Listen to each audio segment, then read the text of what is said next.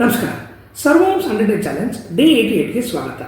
ಇವತ್ತಿನ ವಿಡಿಯೋದಲ್ಲಿ ನಮ್ಮ ಕಿಚನ್ಗೆ ಅಂದರೆ ರೆಸಿಡೆನ್ಷಿಯಲ್ ಕಿಚನ್ಗೆ ಬಳಸುವಂಥ ಚಿಮ್ನಿ ಸೆಲೆಕ್ಟ್ ಮಾಡಬೇಕಾದ್ರೆ ಏನೆಲ್ಲ ಪಾಯಿಂಟ್ಸ್ ನಾವು ಕನ್ಸಿಡರ್ ಮಾಡಬೇಕು ಅನ್ನೋ ಬಗ್ಗೆ ಡಿಸ್ಕಸ್ ಮಾಡಿ. ಫಸ್ಟ್ ಪಾಯಿಂಟ್ ಬಂದು ಟೈಪ್ಸ್ ಆಫ್ ಚಿಮ್ನೀಸ್. ಸೊ ಇಲ್ಲಿ ನಮಗೆ 3 ಥರ ವೆರೈಟೀಸ್ ಇದೆ. ಒಂದು ಬಂದು ವಾಲ್ ಮೌಂಟೆಡ್, ಇನ್ನೊಂದು ಇಂಟಿಗ್ರೇಟೆಡ್, ಇನ್ನೊಂದು ಐಲ್ಯಾಂಡ್ ಕಿಚನ್ಗೆ ಬಳಸುವಂಥ ಚಿಮ್ನೀಸ್. ಸೊ ವಾಲ್ ಮೌಂಟೆಡ್ ಅಂದರೆ ಏನು?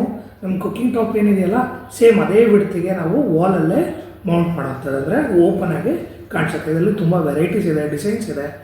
ಸೊ ಇದು ನಮಗೆ ವಾಲ್ ಮೌಂಟೆಡ್. ಅದೇ ಇಂಟಿಗ್ರೇಟೆಡ್ ಅಂದರೆ ನಮಗೆ ಕ್ಯಾಬಿನೆಟ್ಸ್ ಏನು ಮಾಡಿಸ್ತೀವಲ್ಲ ಅದರಲ್ಲೇ ಇಂಟಿಗ್ರೇಟೆಡ್ ಆಗಿ ಬರೀ ಆ ಸೆಕ್ಷನ್ ಮಾಡೋವಂಥ ಪ್ಯಾನಲ್ ಮಾತ್ರ ನಮಗೆ ವಿಸಿಬಲ್ ಆಗಿರುತ್ತೆ. ಇದು ಇಂಟಿಗ್ರೇಟೆಡ್ ಚಿಮ್ನೀಸ್. ಸೊ ಕೆಲವರು ಇಂಟಿಗ್ರೇಟೆಡ್ ಇಷ್ಟಪಡ್ತಾರೆ, ಕೆಲವರು ವಾಲ್ ಮೌಂಟೆಡ್ ಇಷ್ಟಪಡ್ತಾರೆ. ಥರ್ಡ್ ಬಂದು ಐಲ್ಯಾಂಡ್ ಕಿಚನ್ ಬಳಸ್ಬೇಕಾದ್ರೆ ಯೂಸ್ ಮಾಡುವಂಥ chimney, that is island chimney. So ಇದು ಸೀಲಿಂಗಿಂದ ಮೌಂಟ್ ಆಗಿ ಬಂದಿರುವಂಥದ್ದು. ಈ 3 ಥರದಲ್ಲಿ ಡಿಪೆಂಡಿಂಗ್ ಅಪಾನ್ ನಮ್ಮ ಕಿಚನ್ ಸ್ಟೈಲು ನಾವು ಸೆಲೆಕ್ಟ್ ಮಾಡೋದು ತುಂಬಾ ಇಂಪಾರ್ಟೆಂಟ್. ಚಿಮ್ನಿ ಸೆಲೆಕ್ಟ್ ಮಾಡಬೇಕಾದ್ರೆ ಗಮನಿಸಬೇಕಾದ ಸೆಕೆಂಡ್ ಪಾಯಿಂಟ್ ಬಂದು size of the chimney. Size of the chimney ಬಂದು ನೀವು ಡಿಸೈನರ್ ಜೊತೆ ಅಂದರೆ ಇಂಟೀರಿಯರ್ ಡಿಸೈನ್ ಮಾಡಿಸ್ಬೇಕಾದ್ರೆ ನೀವು ಎಷ್ಟು ಪರ್ಸೆಂಟ್ ಸ್ಟವ್ ಹೋಗ್ತೀರಾ, ಏನು ಸೈಜ್ ಚಿಮ್ನಿ ನೋಡ್ತಾ ಇದ್ದೀರಾ, ಅದ್ರ ಸೆಕ್ಷನ್ ಪವರ್ ಎಲ್ಲ ಹೇಳಿದಾಗ ಅವ್ರು ಅದಕ್ಕೆ ತಕ್ಕಂತೆ ಕ್ಯಾಬಿನ್ ಸ್ಪೇಸ್ ಬಿಟ್ಟಿರ್ತಾರೆ. ಇಲ್ಲ ಅಂದರೆ ನಾವು ಡಿಸೈನ್ ಎಲ್ಲ ಆಗಿ ಎಕ್ಸಿಬಿಷನ್ ಆದಮೇಲೆ ನಾವು ಚಿಮ್ನಿ ತರ್ತೀವಿ ಅಂದಾಗ ಪ್ರಾಬ್ಲಮ್ ಆಗುತ್ತೆ. ಹಾಗೆ ಸೈಜ್ ಬಂದು 600 mm ಇಂದ 900 mm ವರೆಗೂ ಸಿಗ್ತಾ ಹೋಗುತ್ತೆ. ಥರ್ಡ್ ಪಾಯಿಂಟ್ ಬಂದು suction power.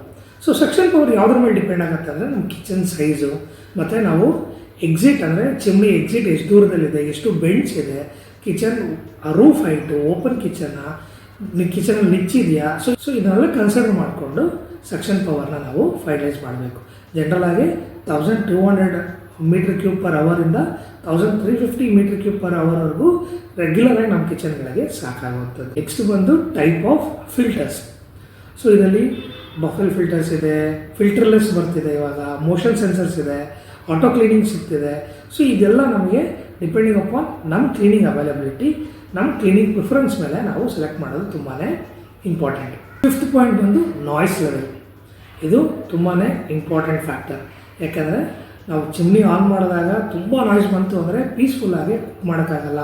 Plus kitchen living ರೂಮ್ಗೆ ಅಟ್ಯಾಚ್ಡ್ ಆಗಿದೆ ಅಥವಾ ಓಪನ್ ಕಿಚನ್ ಆಗಿದೆ ಅಂದಾಗ ನಾವು ಇಲ್ಲಿ ಚಿಮ್ನಿ ಆನ್ ಮಾಡಿದಾಗ ಟಿ ವಿ ನೋಡ್ತಿರ್ತಾರೆ, ಇಲ್ಲ ಯಾರೋ ಗೆಸ್ಟ್ ಬಂದಿರ್ತಾರೆ ಅಂದಾಗ ಸೌಂಡ್ ಅಂದರೆ ನಾಯ್ಸ್ ಲೆವೆಲ್ ತುಂಬ ಇದ್ದಾಗ ಡಿಸ್ಟರ್ಬೆನ್ಸ್ ತುಂಬ ಆಗುತ್ತೆ.